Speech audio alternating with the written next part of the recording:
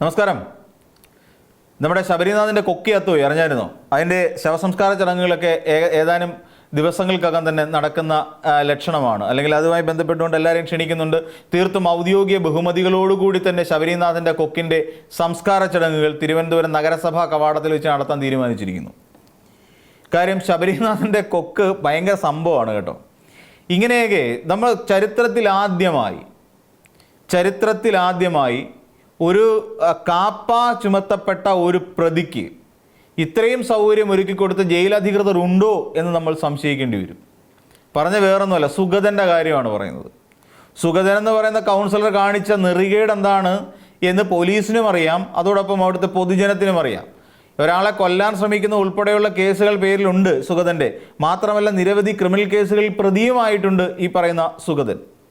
ഈ സുഗതനെ കാപ്പ ചുമത്തി ജയിലിലടയ്ക്കുന്നു.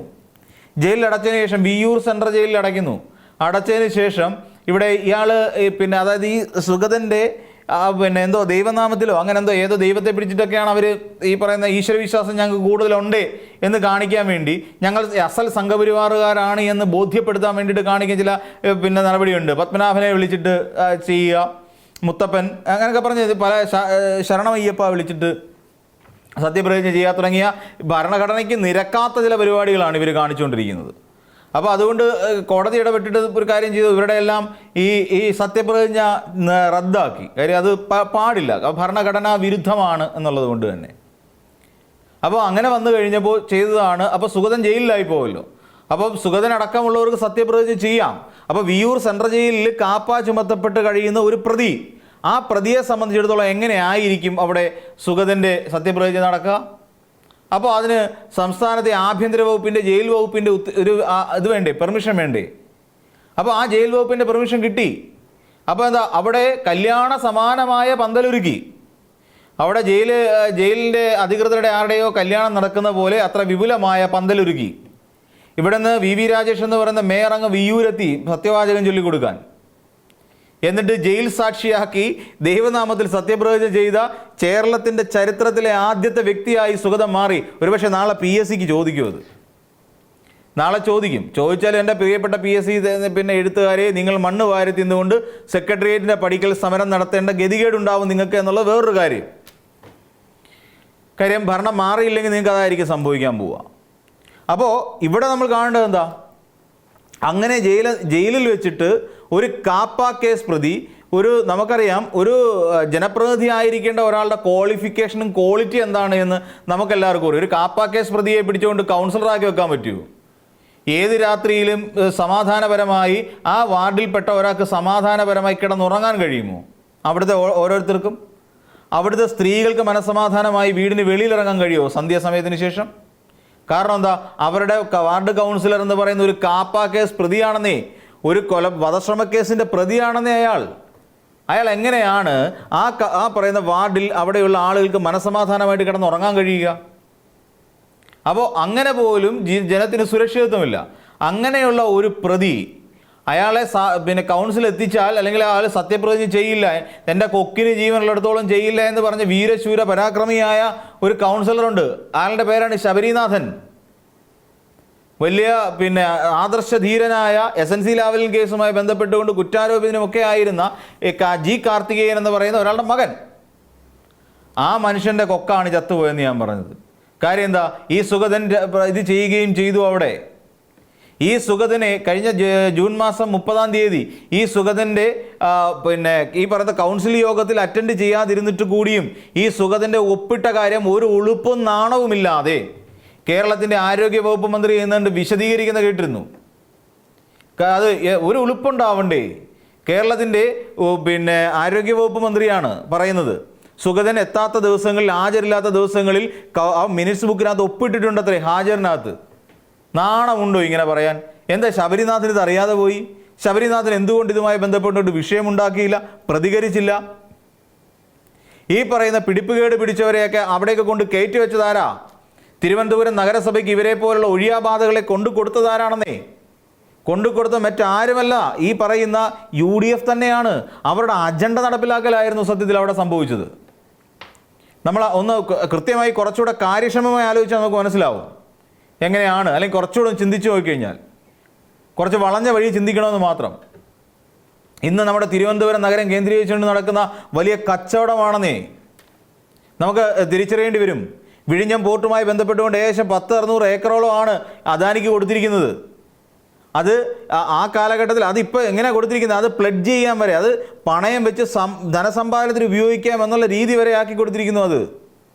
അപ്പം അവിടെ നേമത്ത് ആരാണ് മത്സരിച്ച് ജയിച്ചത്? BJPയുടെ MLA അല്ലേ അവിടെ എന്നുള്ളത്?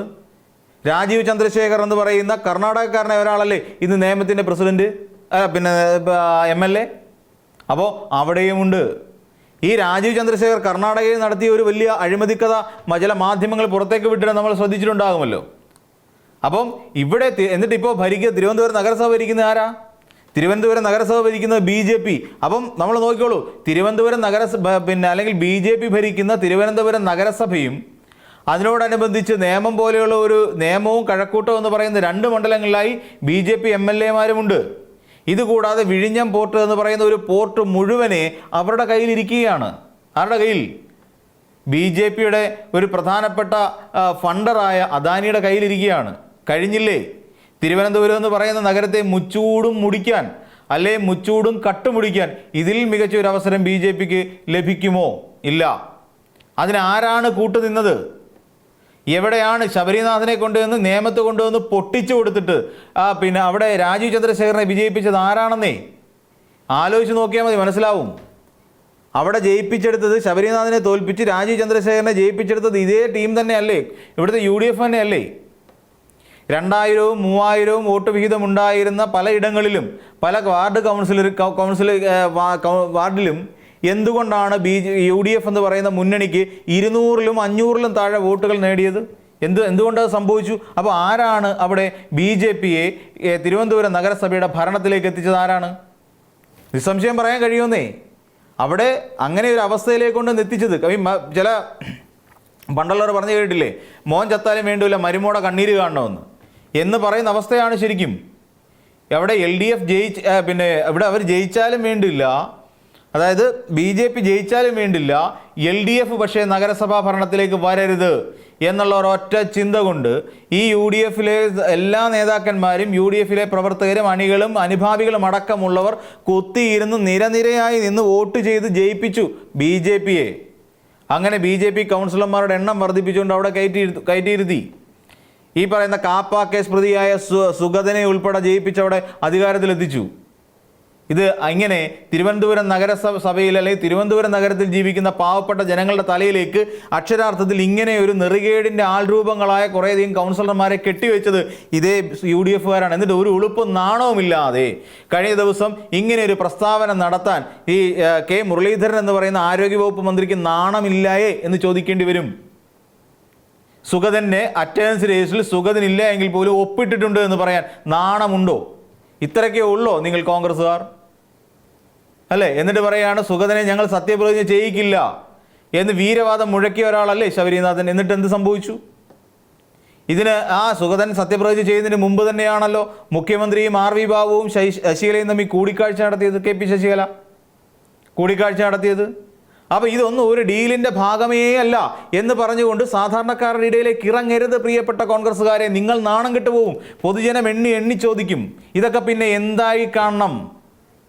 വിഴിഞ്ഞം പോർട്ടുമായി ബന്ധപ്പെട്ടുകൊണ്ട് അദാനി 49% ഷെയർ വിറ്റത് എന്തായി കാണണം ഡീലല്ലാതെ? ഒരു മുന്നൊരുക്കവും ഇല്ലാതെ എന്തുകൊണ്ടായിരിക്കാം മുഖ്യമന്ത്രി തന്നെ തുറമുഖ വകുപ്പ് സ്വീകരിക്കുന്ന ചരിത്രത്തിലാദ്യമായി? നിയമവകുപ്പും ധനകാര്യ വകുപ്പും ഒരുമിച്ചെടുത്തതിൻ്റെ കാര്യം എന്താണ്?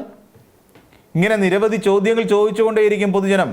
തിരുവനന്തപുരത്തുകാർ നാറി നാശമാകുന്ന സമയത്തും ഇതിനെല്ലാം ഉത്തരവാദികൾ ആര് എന്ന് ചോദിച്ചാൽ അന്നാട്ടിലെ കോൺഗ്രസ്സുകാരെയും UDFകാരെയും വിരൽ ചൂണ്ടി തന്നെ സംസാരിക്കേണ്ടി വരും. അത്രയ്ക്ക് ഗതികെട്ട് പോയി തിരുവനന്തപുരത്ത് UDFിൻ്റെ അവസ്ഥ എന്നുള്ളത് തന്നെയാണ്. അപ്പോൾ അതുകൊണ്ട് തന്നെ എല്ലാവരും ശബരിനാഥൻ്റെ കൊക്കിൻ്റെ മരണാനന്തര ചടങ്ങിൽ പങ്കെടുക്കണമെന്ന് വ്യസനസമേതം അഭ്യർത്ഥിച്ചുകൊണ്ട് ഈ വീഡിയോ അവസാനിപ്പിക്കുന്നു. മറ്റൊരു വീഡിയോയുമായി നമുക്ക് വീണ്ടും കാണാം.